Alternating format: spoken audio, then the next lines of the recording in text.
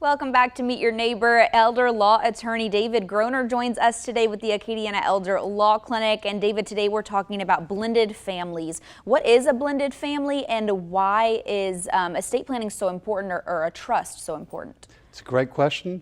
So blended families when two people get married, but they have children from other relationships or perhaps prior marriages. And it becomes a blended family, as I just described. And so why is that so important? Well, certainly if something happens to one of the spouses, unless you've properly planned for it, including a will, all their estate will go to their children. That could leave out the other children that they may have raised like their own, or their spouse who they're living with and they love. So the best thing to do is a trust. A trust can solve all those problems.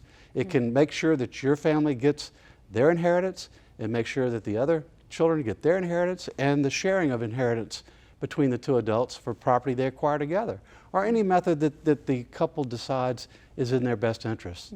But that's why a trust is so much a better tool for estate planning than just a will. Now, the other thing I want to bring up is what happens if you have younger children and something happens to you?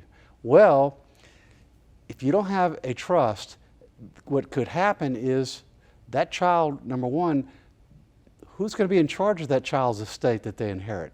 It may not be a responsible parent or a responsible person that you want. And therefore, if you want your person to be in charge of your child's estate, so should something happen to you, you need a trust so you can name that person. Otherwise, it could be decided by a judge that has no idea what's in your child's best interest.